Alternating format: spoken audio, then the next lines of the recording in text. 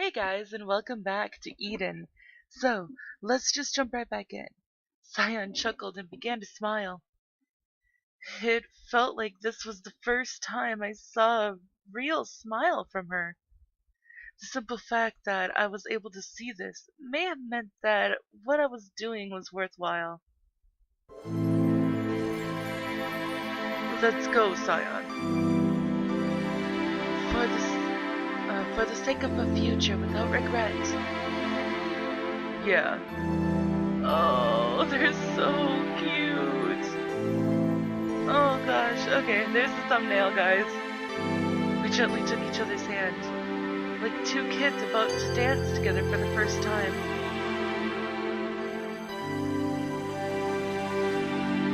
The girl sat with her back against the wall and awkwardly fiddled with the portable terminal.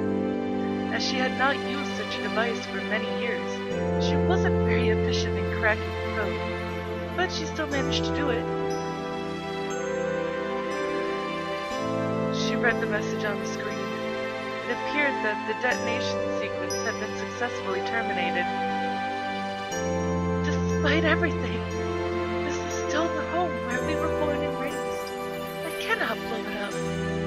There was nobody there to hear her, but she felt like she had to say it. No, she may have said it out loud because there was nobody there to hear it. With this, Alicia's final task was complete. Now she could pass with no regrets. She was positive that the kind young man Natsume had once raved about would protect Sion to the bitter end. She could feel her heartbeat weakening little by little. The knives were still stuck in her, but Alicia could no longer feel the pain. All she felt was sleepiness, which was hard to defy, and the haze beginning to cloud over her mind. Sion, Natsume, Lavie, Ryou. An endless stream of faces flashed before her eyes. Memories of days long past danced before her, as she felt like she could hear a long-forgotten voice. She listened closely. That voice was calling her. It was a very, very kind and warm voice. The girl smiled and opened her mouth slightly. I will be going now. It will be okay. I have no regrets. Yes, this was for the best. She mustered the last of her strength and reached out for the heavens, but lay beyond her quivering, outstretched hands.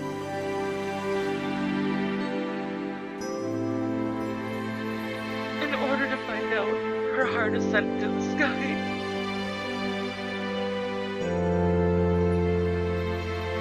God damn it, these games are making me cry. I took Sion's hand and kept running. She was running so hard her legs were starting to fumble over each other. Although she did not have a body which would allow her to overexert herself, she could still push herself a little, at least for now. We had taken a bit of a detour after parting with Alicia, so there was little time remaining. The explosive device should have been disabled, but we had to get out of here before the soldiers returned. Huh?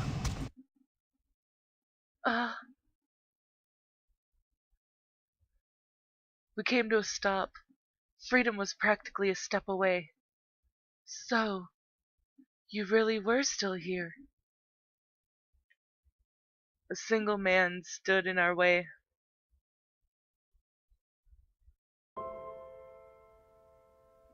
He wasn't particularly daunting, with an absent-minded expression on his face like always.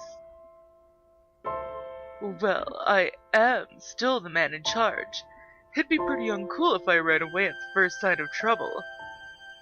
You did it for appearances? What would become of a man who shows no concern for his appearance? That's like denying the meaning to one's own life. So the meaning to your life is to only look good on the outside. The Major grinned and shrugged his shoulders. He behaved the same as ever despite the fact we were in a state of emergency. Come to think of it, 7 years ago this man kept calm in front of my sister. Oh well, none of that matters. But you do have the perfect timing. You have the pass to the escape helicopter, don't you? I panicked when you weren't in your office, but your faithfulness to appearances turned out to be a real lifesaver. You mean this? Like magic, a small card appeared in the Major's hand. What's it worth to you? Just to put it out of there, or just to put it out there. You can't put a price on life. I let go of Sion's hand and pulled my handgun from its holster. Warrant Officer Haruna. We don't have time to joke around with him right now, I calmly asserted in response to her frail voice. But even with the gun pointed at him, the Major was a spinning image of calm. What happened to Alicia? She bought us time. I'm not going to let that go to waste, so I have no time to spare for questions and answers with you. I see, so she passed on as well. The Major appeared thoroughly composed, as he seemed to have expected Alicia's demise. But you've lost Alicia, so what will you do now? Where do you plan to go once you've run away? In case you've forgotten, this planet is doomed. There's not much time left. No matter where in this world you run to, you cannot avoid the end. Even if the world were to end tomorrow, I wouldn't give up now. How can you live in the present if you're afraid of the end? What I feared was not being true to myself, and averting my eyes from that which is important. Everyone will die someday. I don't want to regret it when that day inevitably arrives. In that case, hurry up and go. What? The Major nodded slightly. If I stood in your way now, I don't think Natsume would forgive me this time. In case you're wondering, the reason I lived until now was because I wanted Natsume's forgiveness. The same goes for me, Major. You weren't resented by Natsume. She loved you. You captured her heart. Something I could never hope to do. Get going. You're the man Natsume chose. With all the strength you now possess, I'm sure you won't make the same mistakes I did. Major, you knew it would turn out like this, didn't you? You called me here in order to rescue Sion from this place. No way. I'm not a man who can see that far into the future. This is the wish that you, Alicia, Sion chose, and struggled so desperately to achieve. I won't stand in your way. After a tiny laugh, the Major stared off into the distance. You asked me before what sort of relationship I had with Natsume. Yeah. I was an ordinary man you could find anywhere.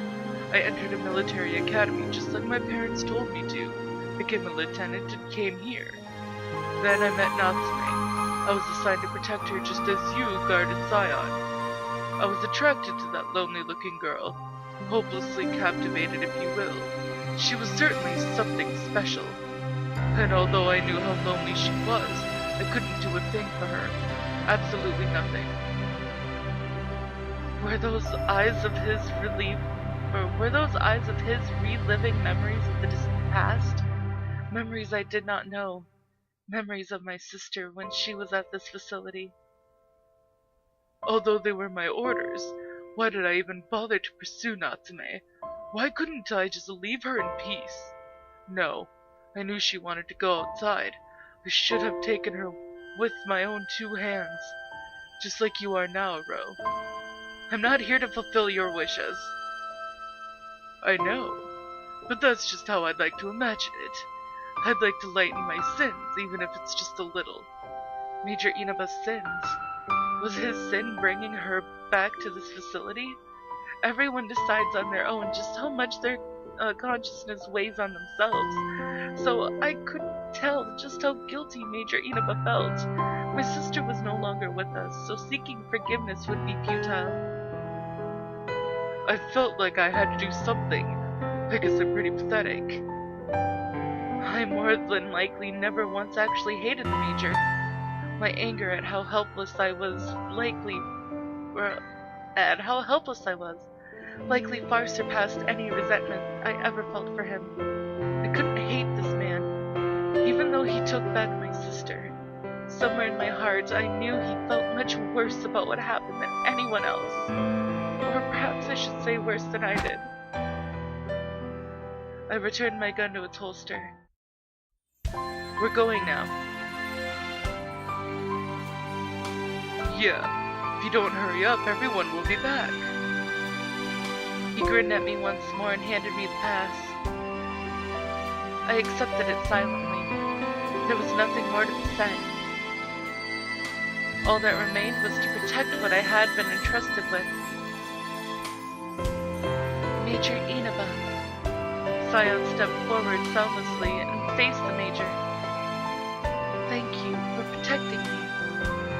I made it safely to this day because you were here. No. I was just doing my job. Besides, protecting you was just one way for me to atone, a means to deceive my own despair. So I should be the one expressing my gratitude. I was able to console myself, even if just a little, because you were here. Thank you very much. The Major gave Sion a flawless salute. Sion silently nodded in response. Let's go, Sion. Yeah. We began to run once more.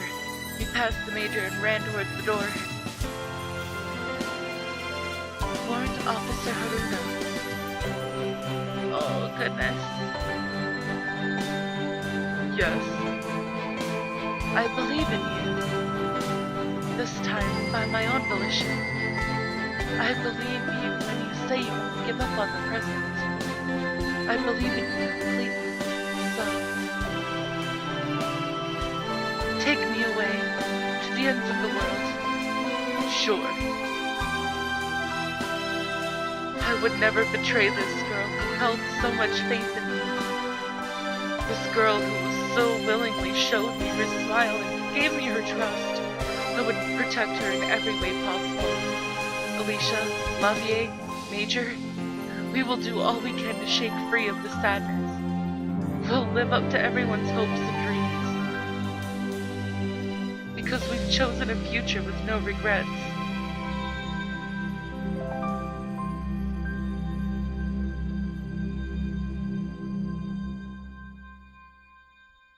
These fucking emotional games that make me cry.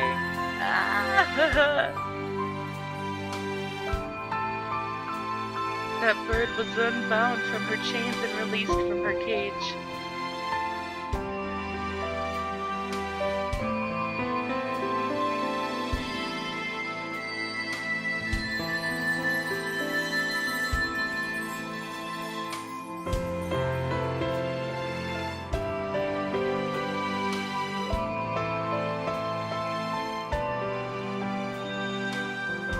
Wow, this is so beautiful. God damn it, this game is so pretty.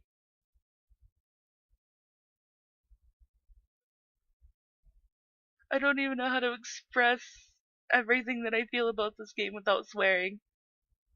And then,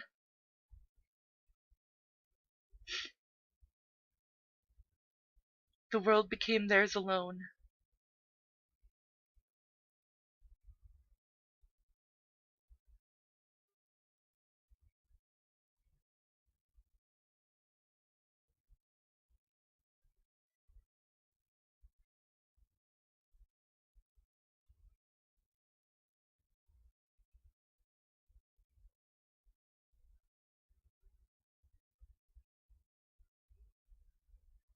One day, I heard the world shatter. The cracked road to the future was difficult to walk on. I fell many times.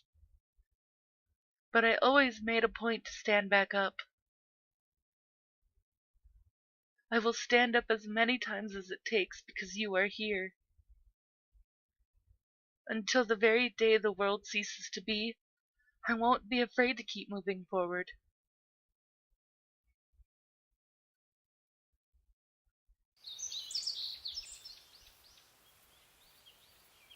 I felt an uncomfortable sensation in my ears as I awoke. A distant voice, something like a whisper, lingered faintly. However, I had no recollection of what might have been said.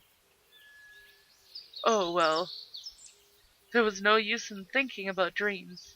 The instant I woke up, I was fully alert. Habits like that were hard to break. It seemed that some aspects of my military training had been indelibly, I guess, ingrained in my psyche for better or worse. I got out of bed and quickly got changed.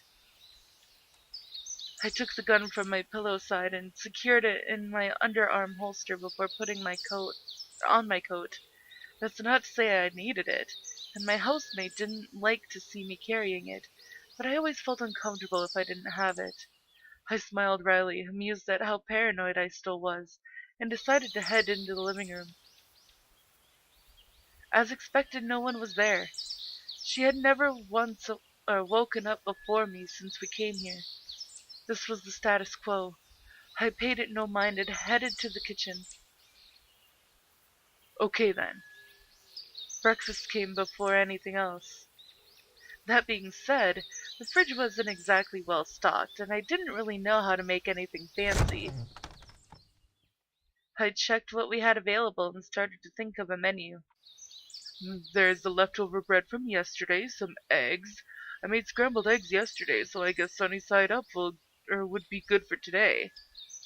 Next, I could heat up some canned corn soup and maybe a tomato and lettuce salad to go with it. With that decided, I promptly got to work.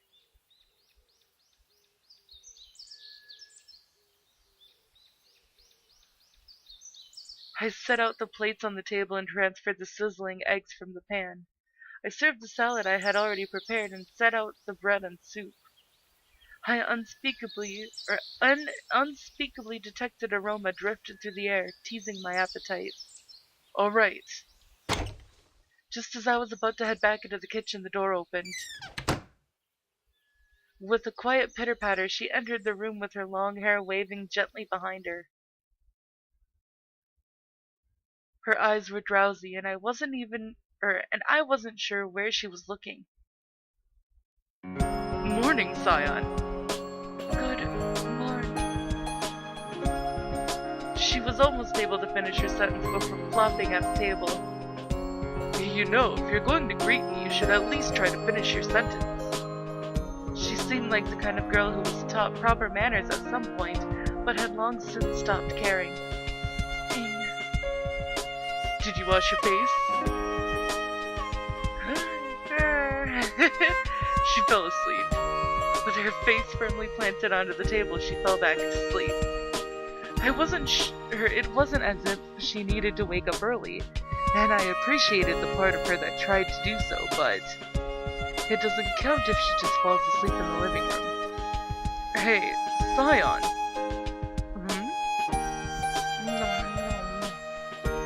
You're eating your hair.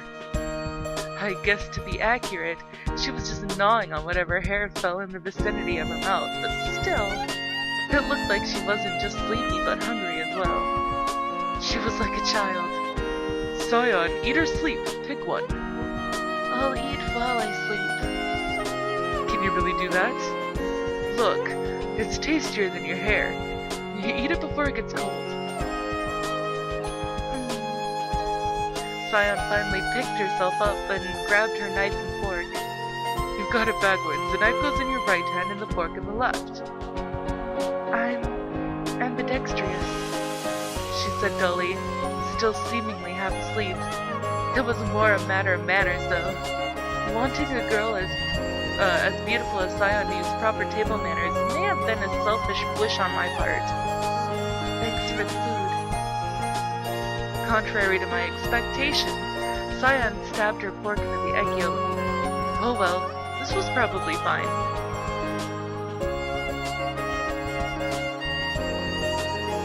Whew, I'm full. And this is all the time that I have for this episode, guys. If you liked it, please give it a big thumbs up down below. And I will see you guys in the next video. Bye-bye!